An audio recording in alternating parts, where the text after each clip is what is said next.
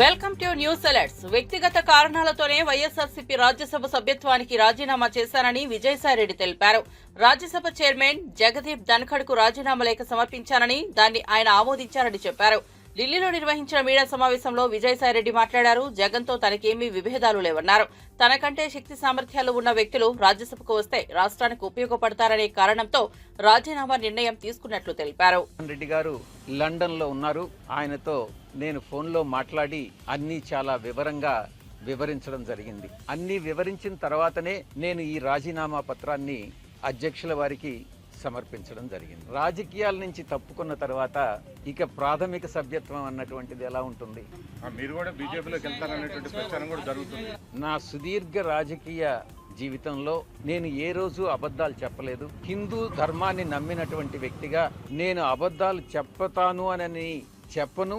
అలా చెప్పుతాను అని ఎవరైనా నమ్మినట్లయితే అది మీ యొక్క విజ్ఞతకే వదిలేస్తున్నాను. రాజారెడ్డి గారి దగ్గర నుంచి, రాజశేఖర రెడ్డి గారి నుంచి ఈరోజు జగన్మోహన్ రెడ్డి గారి వరకు 3 తరాలుగా ఆ కుటుంబంతో సన్నిహిత సంబంధాలు ఉన్నటువంటి వ్యక్తిగా నేను ఒక్కటే చెప్తా ఉన్నాను.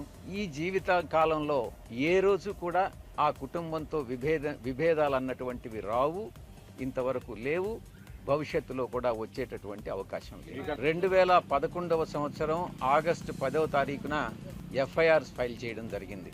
అప్పట్లో నన్ను అప్రూవర్గా మారమని ఎంత బలవంత పెట్టినా కూడా ఆ కుటుంబానికి సన్నిహిత సంబంధాలు కలిగినటువంటి వ్యక్తిగా నేను అప్రూవర్ కావడానికి నిరాకరించాను. ఆ రోజు పరిస్థితే ఈ రోజు కూడా. ఎటువంటి పరిస్థితుల్లో దైవాన్ని నమ్మేటటువంటి వ్యక్తి ఎప్పుడు కూడా అబద్ధాలు చెప్పడు, ఒక వ్యక్తికి మోసం చేయడు, నమ్మక ద్రోహం అన్నటువంటిది ఉండదు, వెన్నుపోటు రాజకీయాలు, వెన్నుపోటు వ్యాపార లావాదేవీలు ఉండవు అని నేను చాలా స్పష్టంగా చెప్తాను. కాకినాడ సీపోర్ట్స్ లిమిటెడ్ కేసు ఇంతవరకు నా మీద లుకౌట్ నోటీస్ ఇచ్చారు. నన్ను అక్యూజ్డ్ నెంబర్ 2గా చేశారు. ఇంతవరకు నన్ను సిఐడి పిలవలేదు. ఈడీ వాళ్ళు పిలిచినప్పుడు నేను ఒక్కటే చెప్పాను, కేవీ రావు అనేటటువంటి వ్యక్తి ఏదైనా ఒక సోషల్ ఫంక్షన్లో కలిస్తే నమస్తే నమస్తే అని చెప్పడమే కానీ ఆయనతో నాకు ఎటువంటి సన్నిహిత సంబంధాలు కానీ వ్యాపార లావాదేవీలు కానీ లేవు, నా మీద చేసినటువంటి ఆరోపణలన్నీ తప్పు అన్నటువంటిది చాలా స్పష్టంగా చెప్పడం జరిగింది. కేవీ రావు గారు చెప్పేది నిజంగానైతే ఆయన పిల్లల మీద ప్రమాణం చేసి చెప్పమని చెప్పండి. నేను చెప్పేది, నేను నిజంగా విక్రాంత్ రెడ్డిని ఆయన దగ్గరికి పంపించాను అని అన్నటువంటి విషయం నేను నా పిల్లల మీద ప్రమాణం చేసి నేను చెప్తా. నాకు కాకినాడ సీపోర్టు విషయంగా ఆ ట్రాన్సాక్షన్ గురించి ఏ రోజు నాకు ఎవ్వరూ చెప్పలేదు, నాకు తెలియదు. కేసు పెట్టిన తర్వాత పూర్తిగా వివరాలన్నీ సేకరించిన తర్వాత అప్పుడే నాకు కాకినాడ రాష్ట్రంలో మహిళలు, బాలికలను రక్షించే బాధ్యత ఎన్డీఏ కూటమి ప్రభుత్వానిదని హోంమంత్రి వంగలపూడి అనిత స్పష్టం చేశారు. పిల్లలను రక్షించే బాధ్యతను మాకు ఎవరో గుర్తు చేయాల్సిన అవసరం లేదన్నారు. మా బాధ్యత మాకు తెలుసు అని హోంమంత్రి అనిత తేల్చి చెప్పారు. ఈ క్రమంలో చిన్నపిల్లలపై రాజకీయాలు చేయొద్దని ఆమె తెలిపారు. ప్రతిపక్షాలు కూటమి ప్రభుత్వంపై బురద చెల్లుతున్నాయని మండిపడ్డారు. మీకు తెలుసు, 5 అల్లరి చేశారు, ఒకరు కోర్టు కేసు, 4 ఇంటికి పంపించాం. చేతులు దులిపించుకోవచ్చు కదా, మేము చేతులు దులుపుకోలేదే.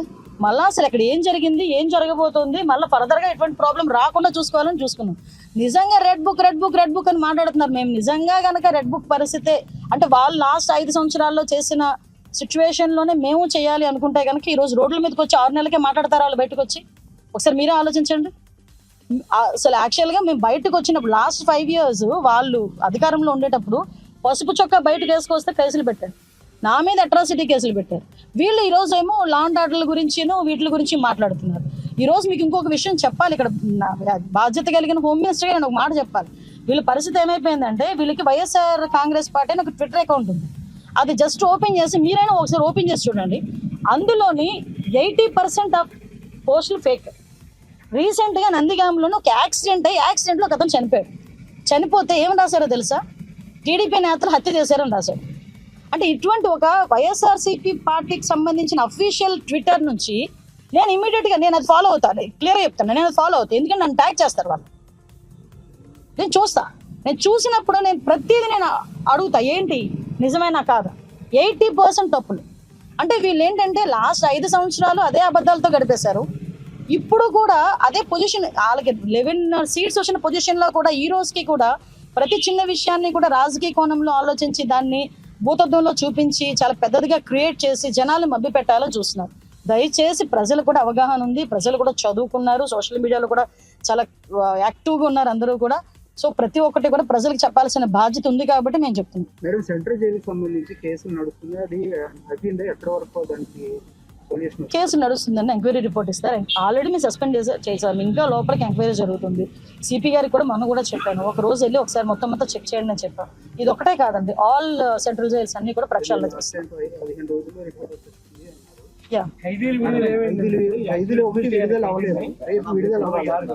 యాక్చువల్ గా ఒక చిన్న ఇష్యూ నడుస్తుందండి, కోర్టు ఇష్యూ నడుస్తుంది, దానివల్ల నాకుంది. మీకు ఇష్యూ ఏంటంటే లాస్ట్ 5 సంవత్సరాలు ఎవరు పట్టించుకోలే. మేము ఇప్పుడు కనీసం ఫైల్ అయినా మూవ్ చేసాం, కొంతమందికి క్షమాభిక్ష ఇవ్వాలి అని ఫైల్ అయినా మూవ్ చేసాం. ఒక చిన్న ప్రాబ్లం అన్నది రైజ్ అయింది, టెక్నికల్ ప్రాబ్లం అవుతుందండి, డెఫినెట్ గా అవుతుంది.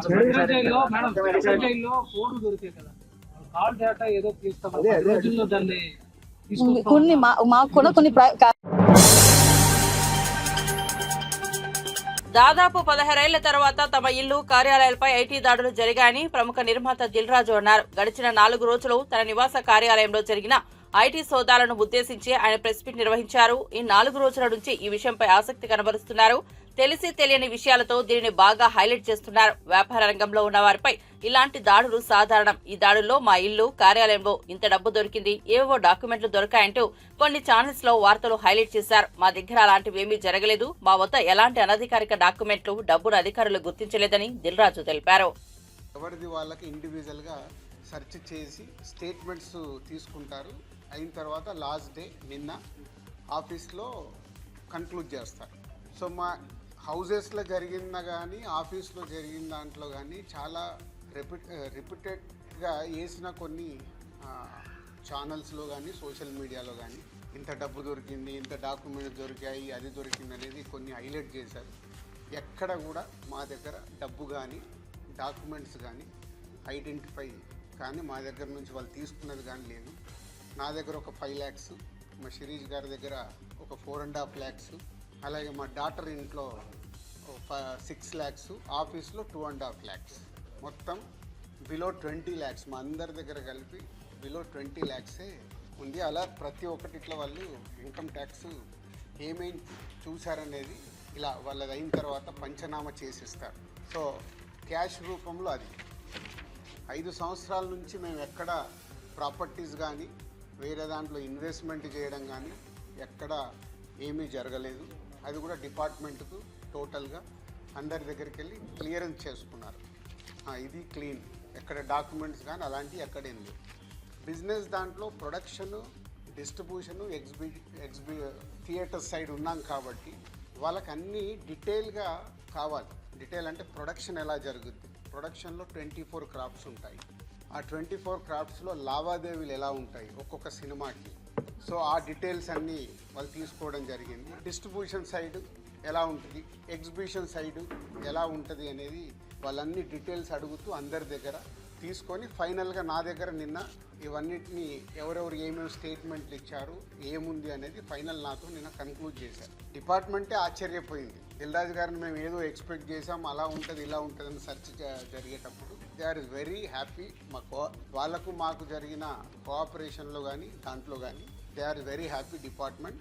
ఫర్దర్గా ఆడిటర్స్ డిపార్ట్మెంట్ ఉన్న దాని మీద వాళ్ళు క్లారిటీ చేసుకుంటారు. అన్ని బుక్స్ ఆఫ్ అకౌంట్స్ కరెక్ట్గా ఉన్నాయా, ఇవేమున్నాయి లాస్ట్ 5 years అని అవన్నీ వాళ్ళు చేసుకొని కన్క్లూడ్ చేస్తారు. అమ్మకి 19th రోజు కాఫ్, కోల్డ్ ఎక్కువైంది. మాజీ మంత్రి రోజాపై నగరి ఎమ్మెల్యే గాలి భానుప్రకాష్ రెడ్డి మండిపడ్డారు. రోజా ఓ పిచ్చిది, పిచ్చిదానికి పిచ్చి కూతలు తప్ప మరొకటి రాదని ఘాటు వ్యాఖ్యలు చేశారు. ఏం మాట్లాడుతున్నామో తెలియక రోజా వ్యాఖ్యలు చేస్తూ ఉంటారని, ఆవుకు గంగిరెద్దుకు కూడా తెలియని వ్యక్తి రోజా అన్నారు. చెప్తే పూర్తిగా అంటే ఎక్కడ కూడా చూడండి అన్ని కూడా దొంగ లెటర్లు పెట్టడం, అమరావతికి అభివృద్ధి చెందకూడదని లెటర్లు పెట్టడం, పోలవరం మీద లెటర్లు పెట్టడం. పోలవరం అంటే వాళ్ళు డెవలప్ చేశారట. సిగ్గుండాలి, శరగుండాలి, మనిషిని పుట్టినాక కొద్దిగానే ఉండాలి.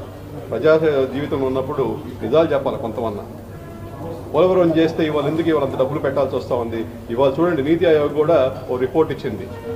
పూర్తిగా అన్ని ఇండెక్స్ల్లో ఆంధ్రప్రదేశ్ వైఫల్యం చెందింది అనే దానికి మనం చెప్పట్లేదు, థర్డ్ పార్టీ వాళ్ళు చెప్తా ఉన్నారు. ఇవాళ లోకమంతా కూడా కూస్తూ ఉంది. ఆంధ్రప్రదేశ్ పూర్తిగా సర్వనాశనం అయిపోయింది. ఏదో విధంగా దాన్ని రెక్టిఫై అని చెప్పి బాబు గారు పూర్తిగా రాజకీయాలు కూడా పక్కన పెట్టి పూర్తిగా ఆంధ్రప్రదేశ్ కోసం అని ఆయన రోజు కూడా తాపత్రయపడుతున్నారు. ఇవాళ దావోస్లో కూడా మనకున్న లిమిటెడ్ రిసోర్సెస్లో కూడా ఆయన ఆంధ్రప్రదేశ్ని ఇండియా మ్యాప్లో, వరల్డ్ మ్యాప్లో, చిత్రపటంలో పెట్టే ప్రయత్నం ఆయన చేశారు. ఇవాళ అంత ఇన్వెస్ట్మెంట్స్ వస్తున్నాయి, అంత ఉద్యోగ అవకాశాలు వస్తున్నాయి, అన్నీ చేయగలుగుతున్నామంటే కేవలం బాబు గారి కృషి, లోకేష్ గారి కృషి, మన కూటమి ప్రభుత్వం కృషి. దాన్ని హర్షించడం పోయేసి అన్నీ కూడా నోటికి వచ్చిన మందాన మాట్లాడుకుంటా పోతే దీనికన్నా వేరే నిరసన అవసరం లే. ఇవాళ చూస్తున్నాం వైసీపీ లీడర్స్ కామాంధులు, ఇంత అంటే అరాచకం, ఇలా దౌర్జన్యం, విచ్చలవిడితనం, భూ కబ్జాలు, దానికి మారు పేరు వాళ్ళు. నోటికి హద్దు ఉండదు, ఏం మాట్లాడుతున్నామో తెలియదు, ఒళ్ళు తెలియకుండా మాట్లాడుతూ ఉంటారు. అలాంటి వాళ్ళని ఈ వద్దురా బాబు అని చెప్పేసి ఎప్పుడు లేని రాష్ట్ర చరిత్రలో ఏనాడు లేని విధంగా ఇవాళ మ్యాండేట్ ఇచ్చారు. 124 స్థానాలు 175కి, 175/9కి 11 సీట్లు ఇచ్చి పంపించారు. బాబు గారు ఈ ప్రజా ఆశీర్వాదాన్ని ఖచ్చితంగా పెద్ద బాధ్యతను తీసుకొని ప్రజలకు మనం రుణపడి ఉన్నాం, ప్రజలు మనకు పెద్ద బాధ్యత అప్పచెప్పారని చెప్పేసి రేయింబగళ్ళు కష్టపడుతున్నారు. దాన్ని హర్షించాలా. ప్రజలు కూడా ఎక్కడ పోయినా కూడా మేము చాలా స్వేచ్ఛగా ఉన్నాం, అనుకున్నది మాడగలుగుతున్నాం, అనుకున్నది చేయగలుగుతున్నాం, అనుకున్న చోట పోగలుగుతున్నాం అని చెప్పేది ఎక్కడ పోయినా మనం వింటున్నాం. ఖచ్చితంగా బాబు గారికి, లోకేష్ గారికి, పవన్ గారికి పేరు పేరున హృదయపూర్వక శుభాకాంక్షలు. రెడ్ బుక్ రాజ్యాంగం వల్లే ఏపీకి పెట్టుబడి రాలేదు, దావోస్కి వెళ్ళి కట్టుకథలు చెప్తున్నారని చెప్పి నిన్న రోజా రావచ్చు. పిచ్చి దానికి పిచ్చి కూతురు తట్టి ఏం రావు. దాని గురించి ఎంతసేపు మాట్లాడే టైం వేస్ట్. ఎందుకంటే ఆమెకి ఏం తెలిసావు, తెలిసిన వాళ్ళతో మాట్లాడితే మనం మాట్లాడచ్చు. ఇప్పుడు లాస్ట్ టైం కియా అంటే వాళ్ళు పెట్టారంట, ఇంకేం చెప్పాలి మనం? అంటే మనం ఏం మాట్లాడుతున్నాం ఒళ్ళు తెలియకుండా మాట్లాడేవాడికి ఏం చేయాలా? సమాధానం ఏ విధంగా చెప్పగలం? విజయసాయి రెడ్డి రాజీనామాకు సంబంధించి ఇంకా వాళ్ళ లీడర్షిప్ మీద నమ్మకం లేకనో, లేకపోతే ఇది ఆయనే చెప్పాడు కదా, ఇంకా వేరే చెప్పాల్సి. ఖతర్ రాజధాని దోహాలో ఏపీ మంత్రి నారా లోకేష్ పుట్టినరోజు వేడుకలను ప్రవాసాంధ్రులు ఘనంగా నిర్వహించారు. కార్యక్రమానికి టీడీపీ నాయకులు, శ్రేణులు భారీగా హాజరయ్యారు. కేక్ కట్ చేసి ఒకరికొకరు తినిపించుకున్నారు. ఏపీ అభివృద్ధి కోసం లోకేష్ చేస్తున్న సేవలను ప్రశంసించారు. తెలుగు ప్రజల శ్రేయస్సు కోసం ప్రతి ప్రవాసాంధ్రుడు ఆయనతో కలిసి ముందుకు సాగడానికి సిద్ధమని ప్రతిజ్ఞ చేశారు. Okay G.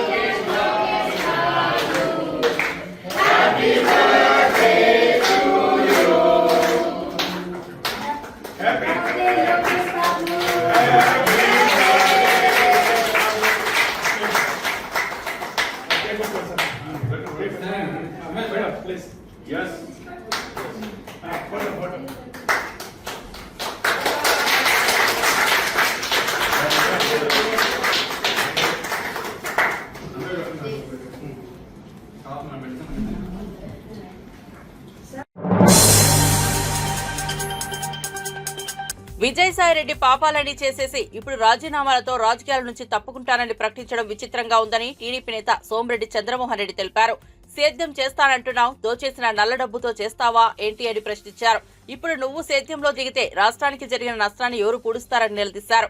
2004 నుంచి 2009 వరకు అప్పటి సీఎం కుమారుడిని ముందు పెట్టి ఏటూగా సకల పాపాలు చేశారని విజయసాయిరెడ్డిపై సోమిరెడ్డి చంద్రమోహన్ రెడ్డి మండిపడ్డారు. గత 5 ఏళ్లు అరాచక పాలనకు, దోపిడీకి రైట్ హ్యాండెడ్ గా నిలిచి A2 స్థానాన్ని కొనసాగించారని అన్నారు. పాపాలన్నీ చేసేసి ఇప్పుడు రాజీనామా చేస్తారంటే పరిహారం జరిగేదెట్లా అని ప్రశ్నించారు. అప్పుడు దోచుకున్న 43,000 కోట్లతో పాటు మొన్న 5 ఏళ్లలో జగన్తో కలిసి దోచేసిన 1,00,000 కోట్ల ప్రజల సొత్తును ముందు పెట్టాలని డిమాండ్ చేశారు.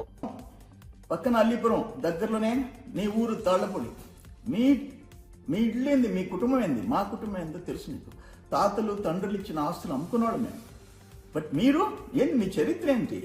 మీ తండ్రి, మీ చిన్నాయన, వాళ్ళ చిన్నాయన్ని మర్డర్ చేసిన కుటుంబం నీది. జైలుకి పోయి వచ్చినారు మీ తండ్రులు, మీ పినతండ్రులు. అటువంటి పరిస్థితి మాకు లేదు. మా పెదనాయన కూడా జైలుకి పోయాడు, సోమిరెడ్డి ఆదినారాయణ. స్వాతంత్రం కోసం పోయినాడు. 5 ఎకరాలు భూమి ఇచ్చింది గవర్నమెంట్ ఆ రోజుల్లో. ఈరోజు పేదోళ్ళకి ఇళ్ల స్థలాలు ఇచ్చేస్తే కోట్ల రూపాయల వాల్యూ. అది మీకు మాకు తేడా. ఇంకొక విషయం, నువ్వు ఎన్టీ రామారావు గారి కుమార్తె పురంధేశ్వరి గారు, ఆమె గురించి నువ్వు వాడిన భాష ఏంటి, నువ్వు పెట్టిన ట్వీట్లు ఏంటి? నేను తిరిగి నీకు కౌంటర్ ఇచ్చా, అటాక్ చేశా. నువ్వు నాకు 5 కోట్ల రూపాయలు డిఫమేషన్ నోటీస్ పంపిస్తావు, చెత్తబుట్లో పారేసా, చేసుకోపో అని చెప్పా. అటువంటి వాడివి నువ్వు. నీ చరిత్రది. అక్కడనా ఉత్తరాంధ్ర వాళ్ళు సాఫ్ట్ నేచర్, ఒక పద్ధతైన వాళ్ళు. అక్కడ పోయి సర్వనాశనం చేసావు. నీకేం సంబంధం? నీ తాళ్ళపూడి ఎక్కడ, నీ ఉత్తరాంధ్ర ఎక్కడ, నీ బియ్యంకుర్తి కూడా నెల్లూరు. మీ ఇద్దరు కలిసి అక్కడ పోయి దోపిడీ చేసి 1000 కోట్ల రూపాయల ఆస్తులు సర్వనాశనం చేసిన వాళ్ళు మీరు. నువ్వు ఇప్పుడు పెద్ద నక్క చిత్తులు వేస్తున్నావు. నువ్వేం మాట్లాడతావు? ఒక క్రూర మృగం కూడా మాట్లాడదు, బిహేవ్ చేయతా విధంగా. చంద్రబాబు నాయుడిని జైలుకి పంపిస్తా, ఆల్రెడీ ఒకసారి పంపించారు, కారణం లేకుండా పంపించారు.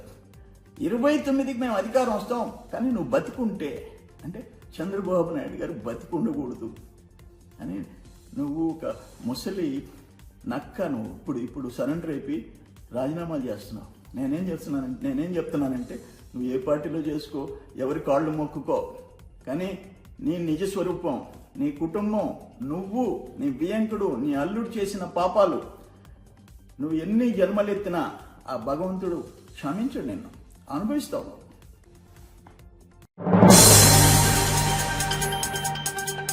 రేవంత్ రెడ్డి ముఖ్యమంత్రి అయ్యాక తెలంగాణ రాష్ట్రం లంచాల అడ్డాగా మారిందని గోషామహల్ బీజేపీ ఎమ్మెల్యే రాజాసింగ్ సంచలన వ్యాఖ్యలు చేశారు. పోలీసు అధికారులు లంచాలు తీసుకోవడంపై ఎమ్మెల్యే తీవ్రస్థాయిలో మండిపడ్డారు. ఈ మేరకు రాజాసింగ్ ఒక వీడియో విడుదల చేశారు. ప్రస్తుతం తెలంగాణ రాష్ట్రం లంచాలకు అడ్డాగా మారిపోయింది. ఒకప్పుడు కానిస్టేబుల్, ఎస్ఐ, ఏసీపీ లంచాలు తీసుకోవాలంటే భయం ఉండేది. కాంగ్రెస్ ప్రభుత్వం వచ్చిన తర్వాత లంచాల దందా పెరిగింది. కరీంనగర్ జిల్లా పరిధిలోని Jammikunta police station inspector Ravikumar కు సంబంధించిన ఓ ఆడియో క్లిప్ వైరల్ అవుతోంది. ఆ ఇన్స్పెక్టర్ ఓ కేసులో 3 లక్షల లంచం తీసుకున్నట్లు ఆ ఆడియోలో ఉంది. ఇన్స్పెక్టర్ బాత్రూంలో డబ్బులు పెట్టినట్లు బాధితుడు చెబుతున్నారు. సీసీటీవీ ఫుటేజ్ చెక్ చేయాలని బాధితుడు ఉన్నతాధికారులు వేడుకుంటున్నట్లు ఆడియోలో ఉందని రాజాసింగ్ తెలిపారు. సీసీటీవీస్ చెక్ చేయండి, నేను ఆయన ఒక కేసులో నాకు డబ్బులు అడిగిండు, నేను బాత్రూంలో డబ్బులు పెట్టిన 3 లక్షలు, అది సీసీటీవీ చెక్ చేయండి అని కూడా ఆ బాధితుడు ఆయన చెప్తుండు. అది కాకుండా నా గోషామల్ నియోజకవర్గంలో షహినాజ్గంజ్ పోలీస్ స్టేషన్ లిమిట్ లో సిఐఏ బాబు చౌహాన్ దాదాపు ఒక కేసు నుంచి నేను నీ పేరు తీసేస్తా, నువ్వు 1,50,000 రూపాయలు ఇవ్వాలి అని లంచం అడిగిండు. 50,000 రూపాయలకి ఆయన ఫిక్స్ అయింది. ఏసీపీ అధికారులు ఈ షహనాజ్గంజ్ పోలీస్ స్టేషన్ లిమిట్ లో ఉన్న ఆ ఇన్స్పెక్టర్ ని, ఆ బాబు చౌహాన్ ని అరెస్ట్ చేసినారు. ఇట్లా కాకుండా చాలా వరకు ఈ సంవత్సరంలో చాలా వరకు పోలీసులు లంచం తీసుకుంటా అరెస్ట్ అవుతున్నారు.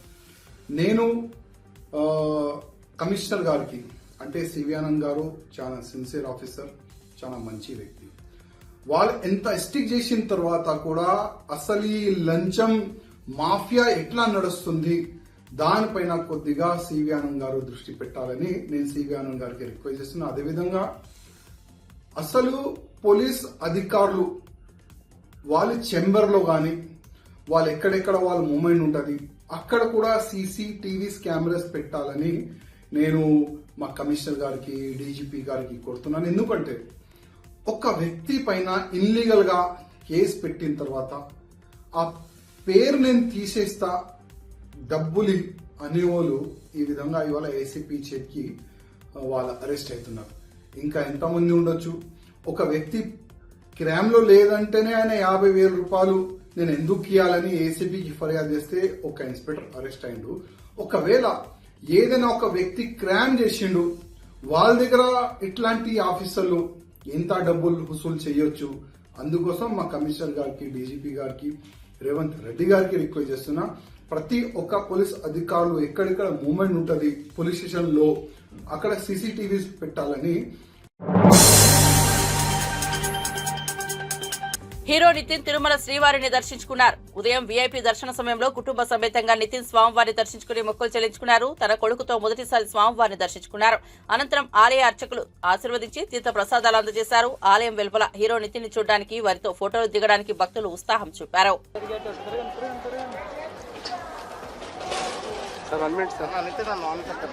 ఫ్యామిలీతో తీసుకుంది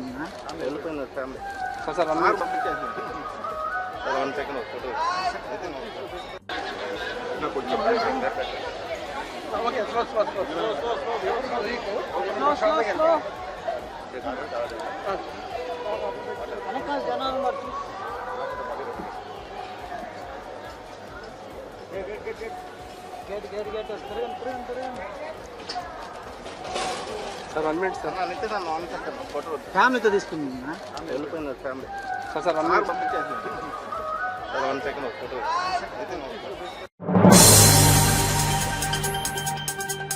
నటీనటులుగా ఎదగాలనుకునే యువత పరిశీలన శక్తిని పెంచుకోవాలని ప్రముఖ హాస్య నటులు బ్రహ్మానందం సూచించారు. లేనిది ఉన్నట్లు భ్రమింపజేయడమే నటన అని అభివర్ణించిన ఆయన తనకు తెలియకుండానే నటన, అందులోని వైవిధ్యాన్ని తెలుసుకున్నట్లు తెలిపారు.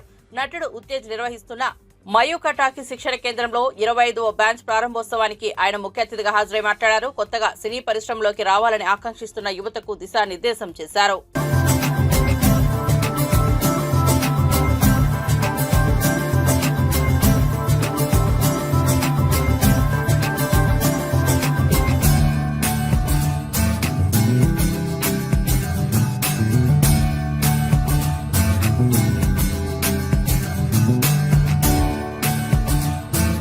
గమ్మత్తైన పేర్లు 2-3 చెప్పాడు.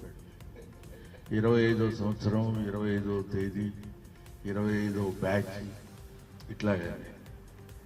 సో వీళ్ళు ఇంకా నటన గురించి, నటన యొక్క వైదుష్యం గురించి, నటనలో ఉన్న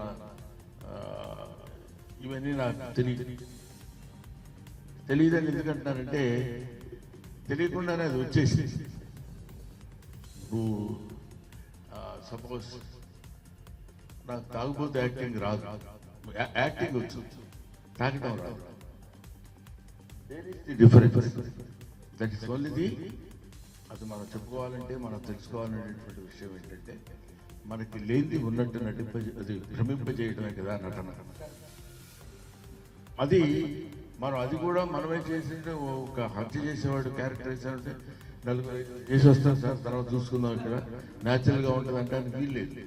కాబట్టి నటుడికి కావాల్సినటువంటి ముఖ్యమైనటువంటి, నాకు తెలిసిన as far as my little knowledge goes, actor కానీ యాక్ట్రెస్ కానీ కావాల్సింది ఏంటంటే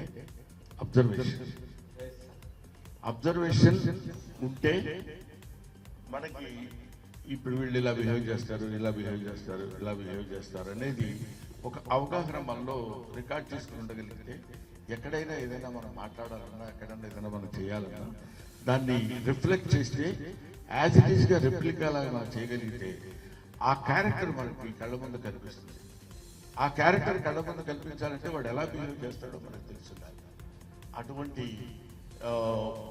మెయిన్ దానికి ఉంటారు, అటువంటి ముఖ్యమైనటువంటి అబ్జర్వేషన్.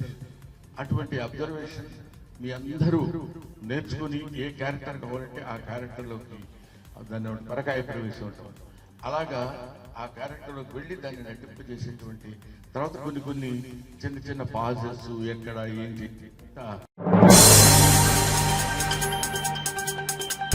నగరంలో నటి అనుపమ పరమేశ్వరన్ సందడి చేశారు. జూబ్లీ హిల్స్ లో నూతనంగా ఏర్పాటు చేసిన ఓ సిల్వర్ జ్యువెలరీ దుకాణాన్ని ఆమె జ్యోతి ప్రజ్వలన చేసి ప్రారంభించారు. అనంతరం నూతన డిజైన్లను ఆవిష్కరించారు.